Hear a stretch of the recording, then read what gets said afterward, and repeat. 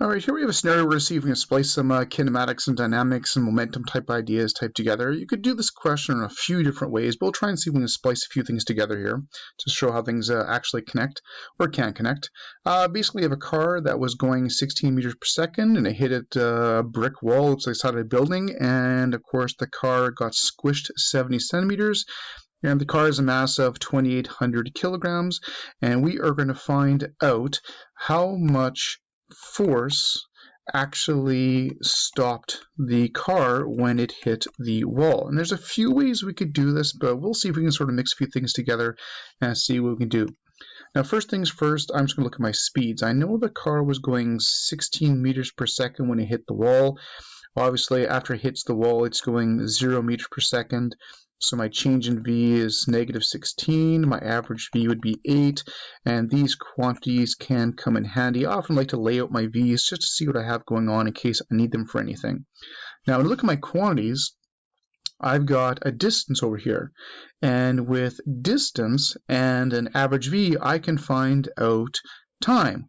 So if I do my basic DTV, so time is equal to distance divided by average V, I've got a distance of 70 centimeters, but we have to put that into meters, and I've got the average V of 8.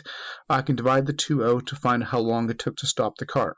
And that gives me approximately 0.0875 seconds. So now I have the time it took to stop the vehicle.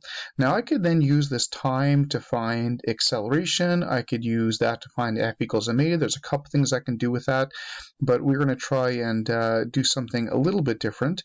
I also know that the car has the mass, and it came in at 16. So with its mass and its V that it came in at, I can actually find out how much momentum the car actually had. So if I want to find out the momentum is just going to be equal to m times V, and I'm going to use the 16 for that to find how much momentum it had when it came in. And that gives me approximately 44,800 kilogram meters per second momentum, which is how much momentum the car came in with, and then it hit the wall. So if that's momentum it came in with, and then the wall stopped it, that's how much momentum it lost. So the impulse for the car would be negative 44,800, because it went from 44,800 all the way down to 0. It lost it, so the impulse would be negative 44,800. Now that I have the impulse and I have the time as well, force is impulse divided by time.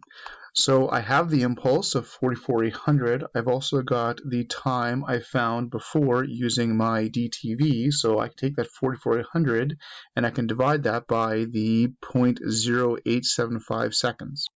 And that would give me about 512,000 newtons. And I'm going to call that a negative force because it is slowing the car down, is stopping the car. So we're going to say negative 512,000 newtons to stop the car when it hit the wall. Now again, you could have used the actual change in V, the negative 16, divided by the time that we found over here in order to find the acceleration to then find the force, but this is another way to do it as well.